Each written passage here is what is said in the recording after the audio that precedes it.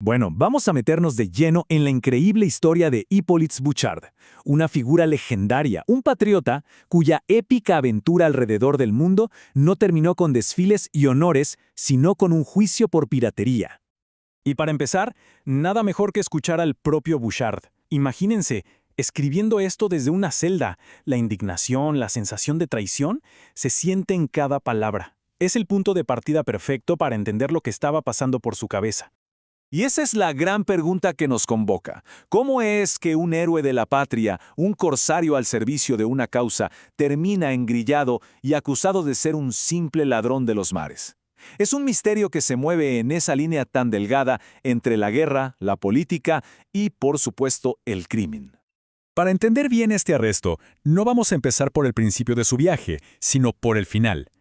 Justo en el momento en que Bouchard, después de circunnavegar el mundo, llega a un puerto amigo, esperando, lógicamente, ser recibido como lo que era, un héroe.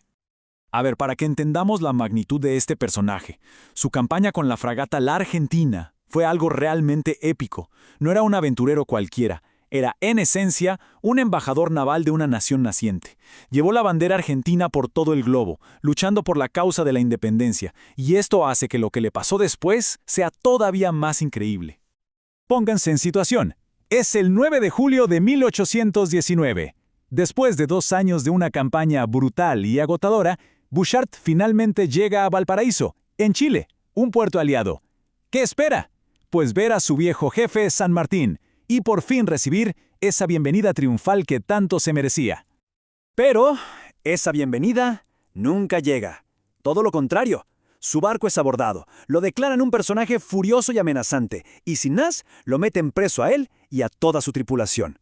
¿Y quién da la orden? Nada menos que Lord Cochrane, una de las figuras navales más poderosas de la época. Un giro de guión, pero de los más impactantes. Y aquí es donde la cosa se complica de verdad. La acusación formal no es traición, ni insubordinación, es piratería. Y en esa época, ser acusado de piratería era básicamente una sentencia de muerte en la horca.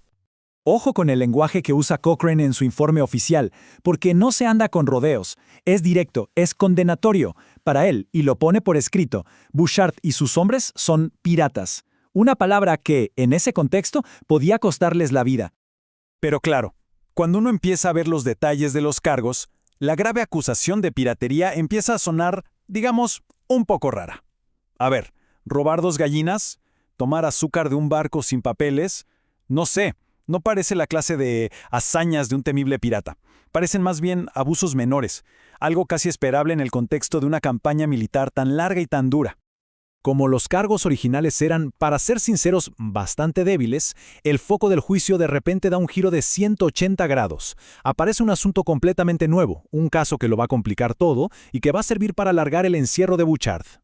Y de la nada surge una reclamación sobre un barco danés, el Maria Sofie, que Bouchard había capturado tiempo atrás.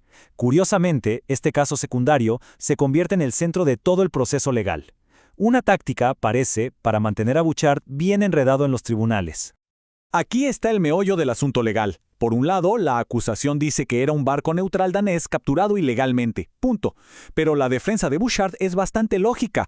Argumenta que el barco en realidad operaba con papeles españoles, lo que lo convertía en enemigo. O, en el peor de los casos, si no los tenía, estaba comerciando ilegalmente y ya había sido confiscado por España, con lo cual también era propiedad enemiga. O sea, según su defensa, se lo mirara por donde se lo mirara, la captura era legítima. Bueno, Bouchard está acorralado, sí, pero no vencido. Desde su celda empieza a construir una defensa feroz, no solo para salvar el pellejo, sino para limpiar su honor y, sobre todo, el de la bandera que representaba. Y en sus propios escritos se siente esa frustración, ese orgullo herido. Él se ve a sí mismo como el mejor servidor de la causa de América, traicionado por quienes debían ser sus aliados. Y no dude en llamarlos delincuentes. La rabia es palpable. Su defensa es muy metódica, es brillante. Ataca por varios frentes. Primero, cuestiona la autoridad de la corte chilena. Segundo, presenta ese dilema legal sobre el barco. Tercero, y esto es clave, ataca la credibilidad de sus acusadores. Son los amotinados que él mismo arrestó. Y por último, apela a su rango y a su reputación. Pero la lógica no parece ser suficiente. El proceso se convierte en una auténtica pesadilla burocrática. El historiador que estudió el caso lo describe como una lentitud inorgánica. Los documentos se pierden, los plazos se extienden, queda bastante claro que hay fuerzas moviéndose para mantenerlo en prisión el mayor tiempo posible. Y así, después de meses de incertidumbre, de ver desde la cárcel cómo su gran expedición se desmoronaba pieza por pieza, el juicio por fin llega a su clímax.